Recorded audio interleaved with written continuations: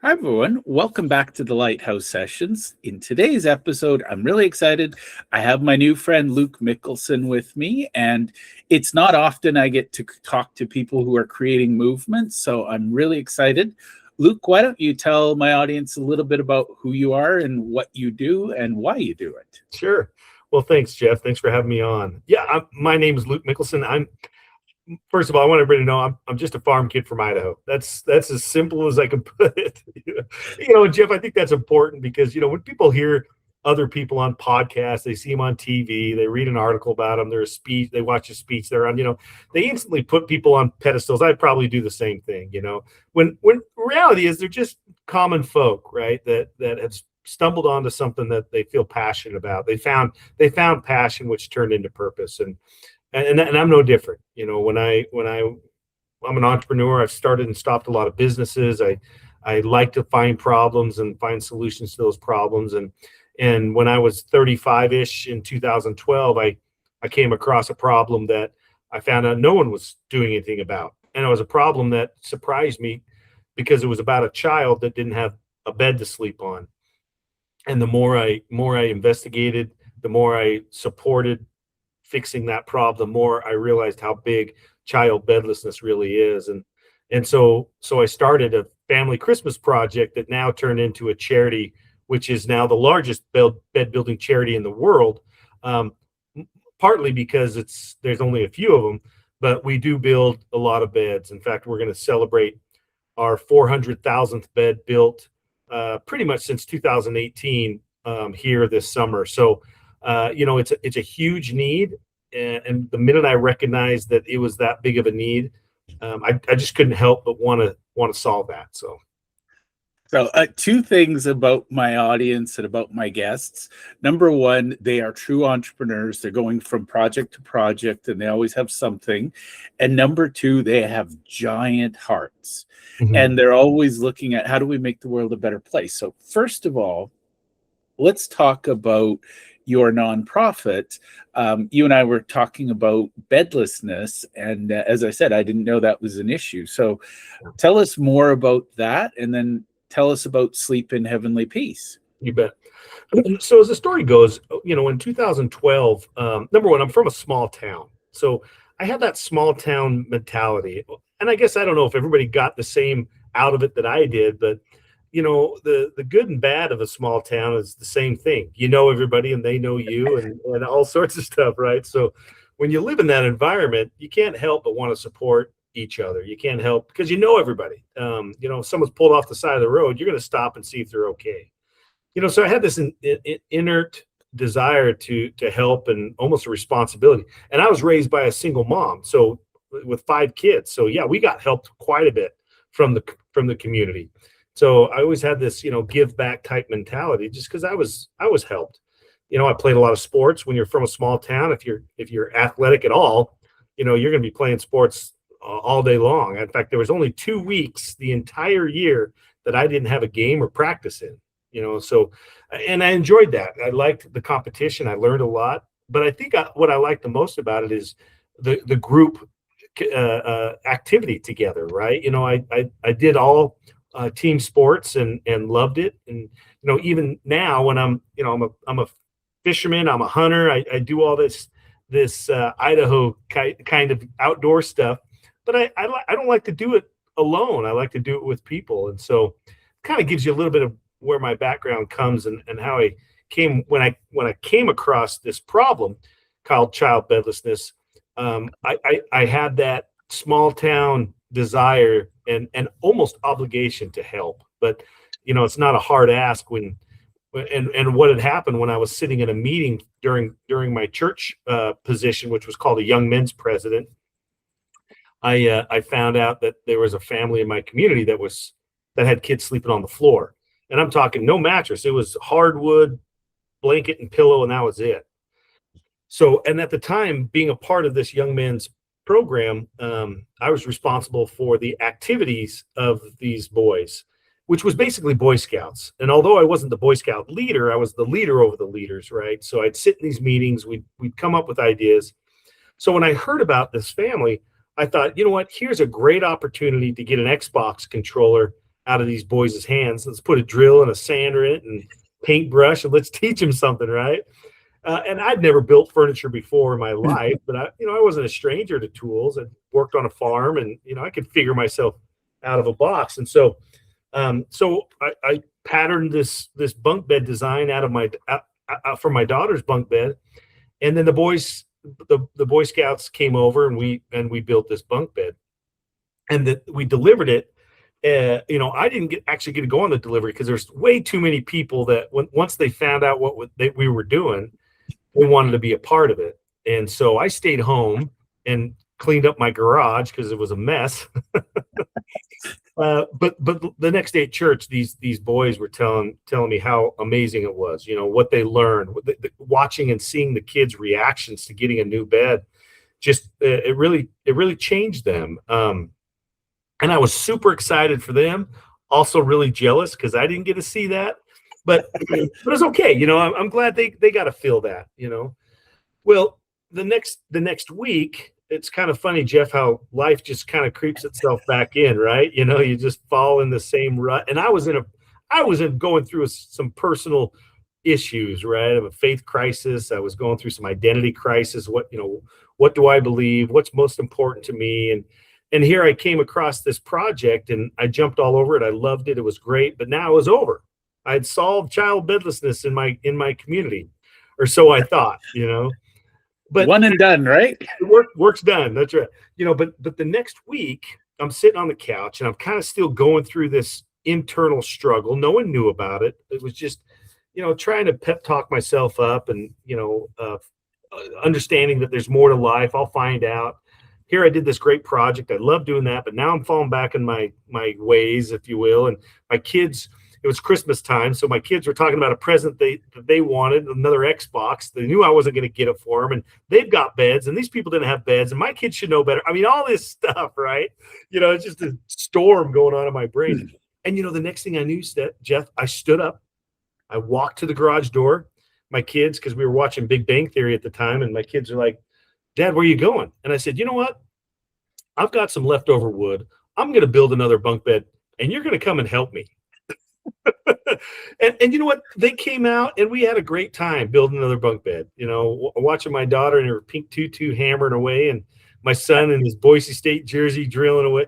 We just had a great time. The funny thing, and the point of that wasn't because I knew of another child sleeping on the floor. I didn't. I'd solved the problem. I just wanted my kids, two things: to enjoy and understand when you serve others, that's where true joy comes from, right? The fulfilling True feeling. lasting joy. Yeah. Yeah, exactly. And it's lasting joy. And I wanted them to appreciate the things they had. Like, my gosh, you had a bed, for crying out loud, right? Some people don't. And some kids don't. And so now we were done with this bed. I was in my garage. I didn't know what to do with it. Excuse me. So it was recommended to me to throw it on Facebook buy, sell, trade, right? Just one of these groups that I didn't know anything about. I mean, this is 14 years ago. So, I wasn't a Facebooker back then. Yeah. So I did. And two things happened.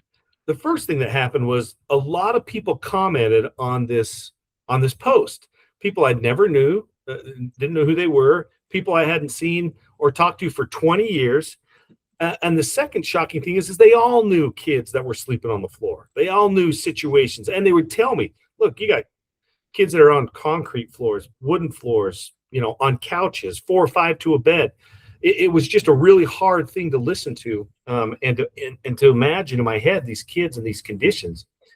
And I wanted this bed to go to a really special situation. I mean, they all are, but I wanted my kids, one that was really needed, because this is the special bed me and my kids built. Yeah. Well, a friend of mine called me up and says, "Hey, have you delivered that bed yet?" And I said, "No, not yet." She's like, "Well, let me tell you a story about Haley." Haley was a 6-year-old girl that had never slept on a bed before. She'd only slept in the backseat of her mom's car. And my friend, through her agency, helped them get a house. So I thought, this is the perfect situation that I wanted this bed to go to. So we loaded it up and drove out to Haley's new house. Well, I've experienced homelessness before, not personally, obviously, but I've seen it. I've been a part of it, helped transitioning homelessness. I guess I've been in these situations before. but I'd never been into it and walked into it looking at it through the eyes of a 6-year-old. And when you do that, it put it in a different perspective, a different light for me. You walk in, there was nothing in the house. There was no couch or TV to watch cartoons on. There was no table or chair to eat Lucky Charms in the morning on, The only thing that was in the house was a hot plate that was sitting on a milk carton that had a can of soup on it. That was it. And so I leaned down to Haley. She didn't know why we were there, but she was so excited to have a house. She was so excited to show us. And I said, Haley, show me your bedroom. And they had been there for several weeks or so. Well, she pulled us back into her bedroom. And, Jeff, you can imagine what that looked like. There was holes in the carpet and, in the wallpaper, and there's no closet door. I mean, it was a rough sight. But of all of that, the worst part of it is when I looked in the corner of the room and there was a pile of clothes on the ground. And that was her nest. That's where Haley slept. Wow. She comes home from school. She'd put her PJs on, right? She'd then sleep on her school clothes. I mean, shirt for a pillow, pants for a blanket, and then wake up the next day and go to school, putting on those same shirt and pants. Wow. And I'd never seen that before. I'd never heard of that before. And I was not prepared for it. I mean, it shook me. I was almost upset about it. This is going on in my bull crap, right? This is not going on in my town. But then I got excited because we had a bed for her, and we started bringing in the pieces of the bed and started putting it together. And I kind of watched her. I wanted to see what her reaction was. Well, she didn't disappoint. Right. The minute she realized it was a bed, she just erupted. I mean, just started, came over and hugged me and my friend, these two strange dudes making all sorts of racket in their room. And then she did something I never saw before. She went up and hugged and kissed the bed. And wow. And I just remember thinking, this little girl who's never had a bed before, right? This is how important it was to her, which was very emotional for me. And if that wasn't enough to just rip my heart out, then I look up and here's mom, single mom, right? And I was raised by one too. Yeah. 6 years of tears just pouring down this lady's face. And I knew what each one of those tears meant. I'd seen it before. I've felt it. I know what my mom was going through. I know what she was going through, the guilt, the worry, the lack of safety that she was providing. I mean, all these things that were going through her head, you could see it just was coming out of her. And I remember thinking right then, this is way more than just a bed. This is way more than a good night's sleep, right? And that's when I decided no kid was going to sleep on the floor in my town. I love it. And that hits you right here, doesn't it? Yeah. It's fascinating. And so how long ago was this? How old was Haley? Haley was 6 at the time, and this is 2012 when we delivered and built and delivered her first bed, right? And when we were done with that, we obviously wanted to do more. I'm a farm kid from Idaho. I love hunting, I love fishing, I love outdoors, I love college football on Saturdays and all this March Madness. I loved watching all that stuff.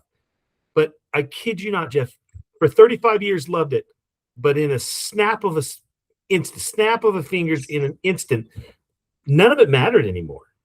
Yeah, right. It went so far down on the priority list to me, to think that me and my kids for a couple of hours that week, each night built a bed to solve that problem.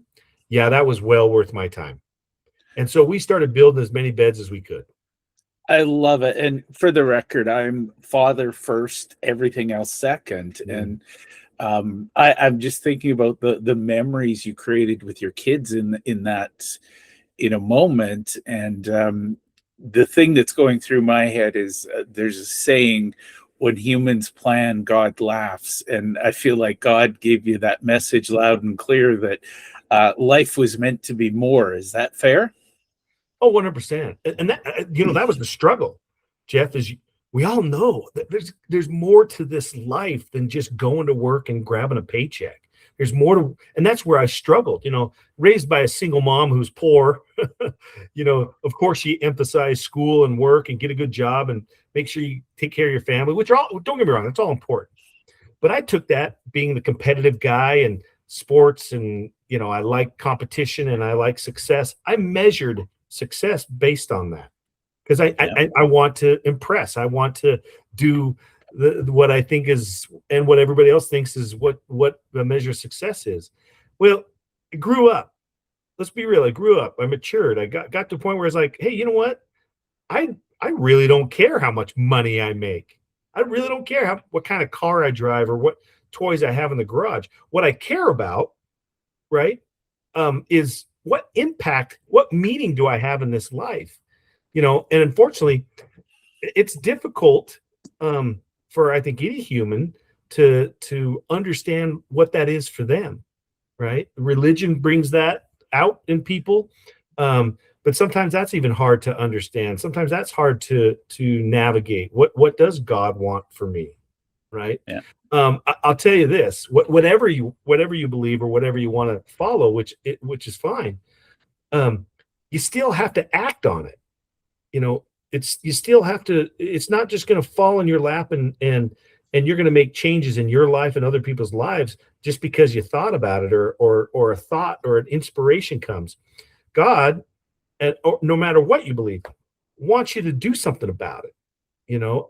And I remember thinking, listen, because I was going through a big faith crisis. I was born into a religion and followed it for 35 years, served a mission, was very devoted.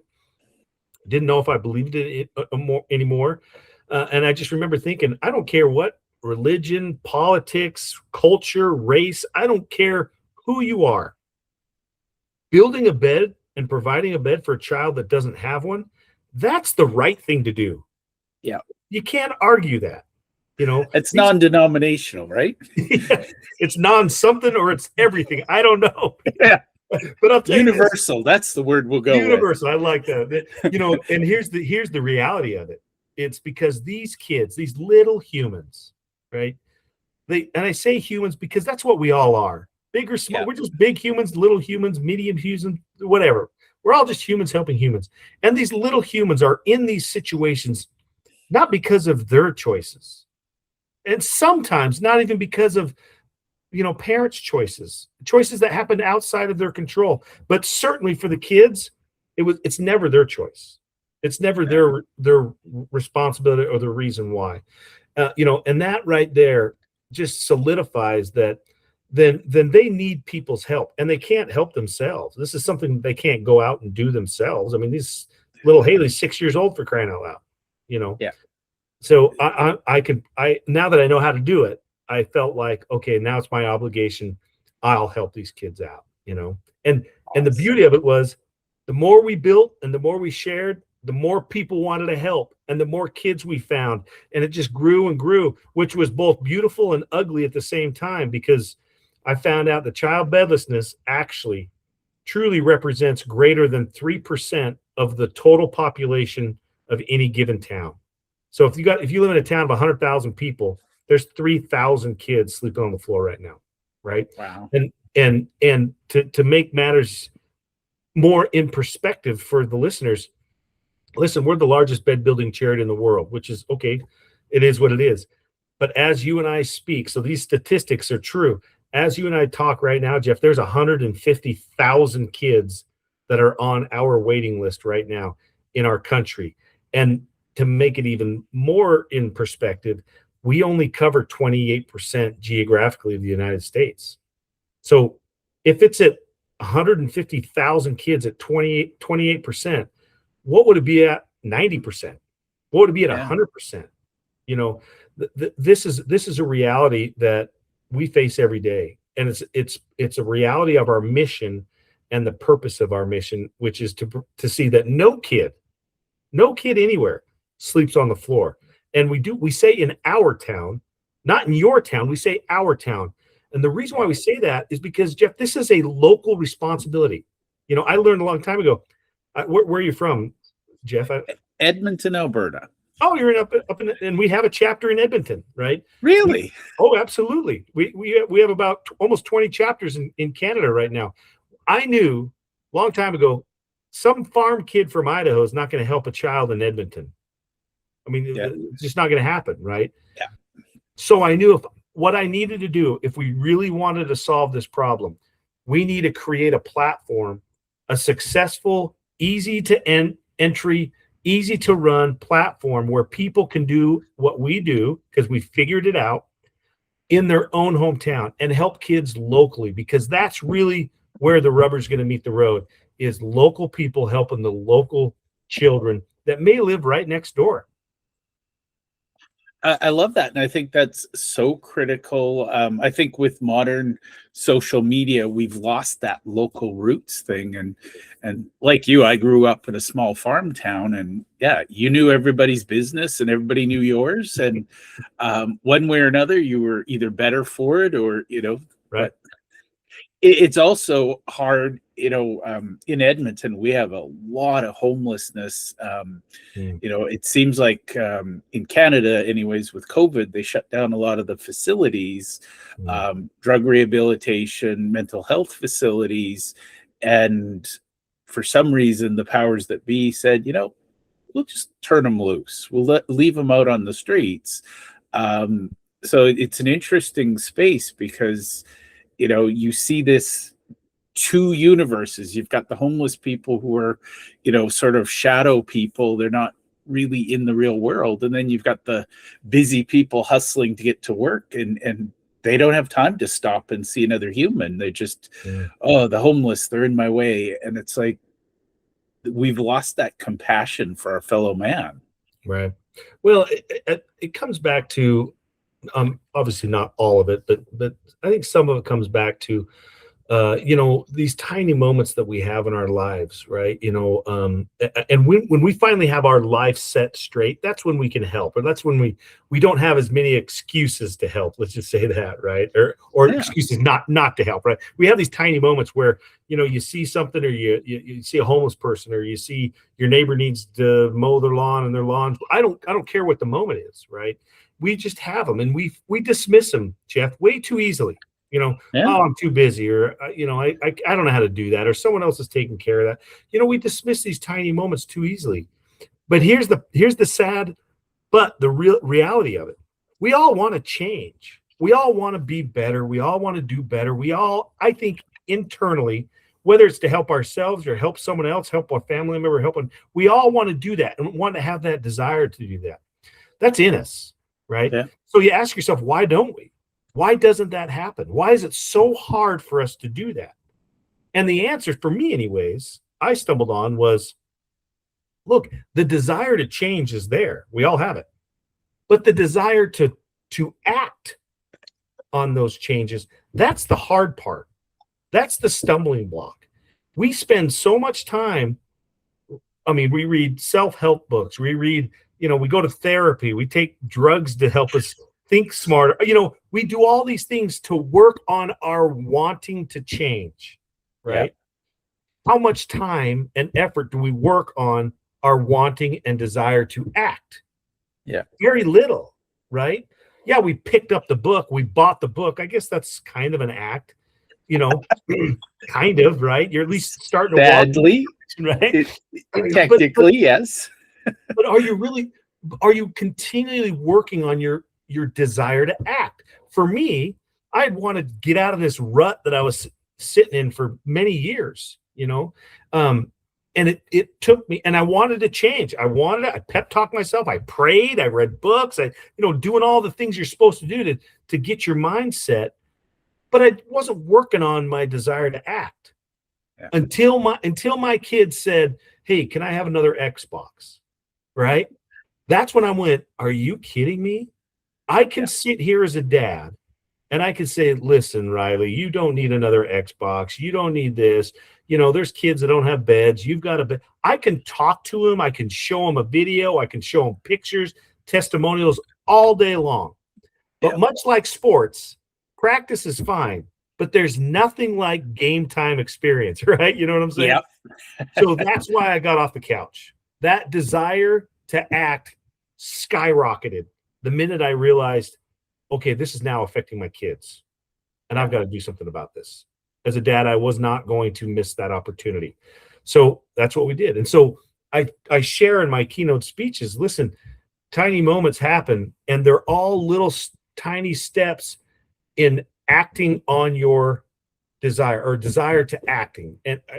And when you continue to work and act on your desires, on your tiny moments, you just never know what's going to happen. For me, I didn't act on I wanted to build beds for kids because I knew child bedlessness was a problem. I didn't know it was. The very first step for me was I wanted to help my kids. I wanted them to see the fruits of service and appreciate the things they have. Because I acted on that, it made me act on this, which made me act on this. And now, lo and behold, right? We've built 400,000 beds. We're in 4 countries. We grow to 50 chapters every year, 50, 60 chapters every year, right? And we're starting to hopefully make a dent in this thing called child bedlessness. I love it. And, it's fascinating because I think a lot of people can get behind, there's other issues where, it becomes political or, do you believe in this thing? Personally, I'm a father first.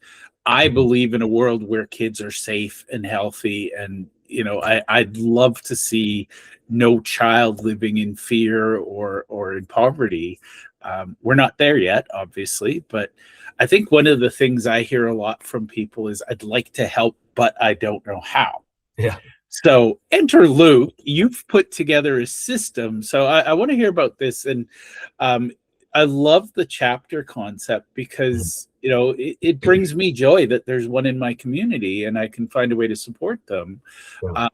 How can people support the movement? How can they help put little heads on beds? Awesome. Thank you for asking.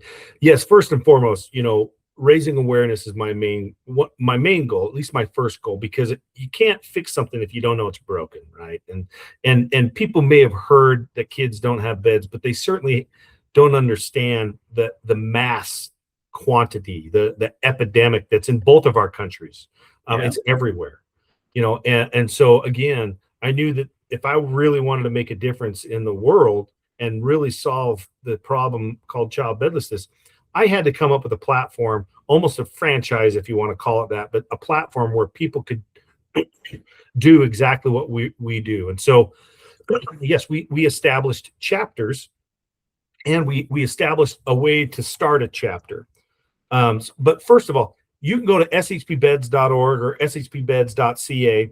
And you can learn about sleeping on the peace. You can find chapters that are close to you. You can see how many beds how many kids they've served, how many beds they've built. You can see events that's going on. When you donate, because we're a nonprofit, right? In both countries, when you donate, that money stays in that chapter. It stays in that community. We pull 10%. That's the only money we pull out of it because I got to turn on the lights, per se. But 90+% of that dollar that you just donated stays in that community to help the kids in that community. When I started a nonprofit, which I didn't want to do at first, just because the only thing I worried about nonprofits were, where does your money go? And, I don't know. And does it actually help the cause? And does it actually go to the people I want to go to? Well, if we were going to be a nonprofit, I wanted to be that to be the most transparent part of what we do. And it is. I mean, we pull 10%. The rest of it stays in the chapter. We don't even allow beds to leave the city or the geographical area of that chapter to go somewhere else, because that's not what that money was designed to do. So anyways, you can donate. You could bring in twin size sheet, brand new sheets and mattresses. We take in-kind donations. Better yet, and most importantly, you can apply for a bed for your own child, for the child next door, or for a couple of provinces over. If a chapter president has accepted that zip code as a deliverable area, then they get the application. They can review it. Now, keep in mind, in the United States, we only cover 28%. It's even way less than that in Canada. I would imagine, yeah. Yeah, but I mean, we're still trying our best. So if you do bring up shpbeds.ca or .org, and there's not a chapter close by, you can click on Start a Chapter and actually learn what it takes to start a chapter of Sleeping on the Peace in your own hometown. I love it. And by the way, this is how movements get spread, one town at a time, right? So right. Yeah. It's funny. We blew up in 2018 because we were featured on a hit Facebook watch series called Returning the Favor with the great Mike Rowe. I don't know if you know who he is, but yeah. He started with Dirty Jobs, right? Yeah, that's right. Yeah. And actually, he started on like Love Connection or something. It's kind of a funny story, but he's known for Dirty Jobs and other things. Yeah. and he's a fabulous opera singer. I don't know if you know that, but I did not know that. yeah, he's got a terrific voice. But anyways, we were featured on his program, which basically was 100 episodes, 4 seasons. We were season 2, episode 9, and he scoured the country looking for nonprofits that he could highlight, meet the founder, and then they would give him something, whether it was a money or a car, or in our case, they gave us a building to use rent-free for 4 years. Wow. Well, the biggest thing they gave us was the megaphone that we needed to announce child bedlessness to the country. It was used by 10 million people. And because of that, we grew rapidly. But most of our growth now comes from people that see it in their local community. They go to a build, because we build from raw lumber. We actually build the beds. We deliver the beds. People that go on deliveries or see it happening in the town next to them, and they want to bring it to their own town. So it's a very organic growth. And it's manageable. We have a very, very successful success rate of our chapters. Our attrition rate's less than 2%. So when chapters start, we want to be successful. We know what that looks like. We know what it takes, and we actually take away all the mumbo jumbo of running basically a business. You don't have to worry about taxes or registration or insurance. We take care of all of that for you with the 10%, right? Wow. You just get us focusing on raising money, building, and delivering beds. That's the 3 things. I love it. And by the way, I used to audit nonprofits, and the vast majority of blue chips, 80-90% go to admin. Yeah. And it was like, I have a problem with these numbers. You think? We actually, it's really funny. Dan Galata, he does a TED Talk, talks about nonprofits. Actually, and I keep forgetting the name of his amazing TED Talk. It's basically what we don't know, or the misconception we have about nonprofits versus for-profits. But it's a great talk, and he talks about administration versus program fees and costs and all that, and he has a good perspective on it. Listen, there's to stay at that 90%, 10%, 90%, program to management fees is difficult. And it's great to say that, but really the fact of the matter is what is producing and providing the biggest impact, right? And we want everybody to know, listen, your dollar that you donate to SHP is used as much as we possibly can for the mission itself. And we stretch that as far as we can, with our buying power and our donations and hard work on our executive team side. We stretch every single dollar into $1.30, right? Wow. 30% more we get out of that dollar, because we bulk buy, and we put together programs and things in place, just like a business would, to make sure it's exercising as much advantage and stretching that dollar as far as it possibly can go. I love it. Well, Luke, I could talk to you all day about this because I'm fascinated. You are an amazing human. I love the work you're doing. Where can people go to catch up and learn more about you and follow the journey of Sleep in Heavenly Peace? You bet. So first of all, Sleep in Heavenly Peace is shpbeds.org or shpbeds.ca. You can learn about us there. That's number one. If you're looking for me, my story, I'm on all the social medias. Just type in Luke Mickelson or SHP Luke. You'll find me.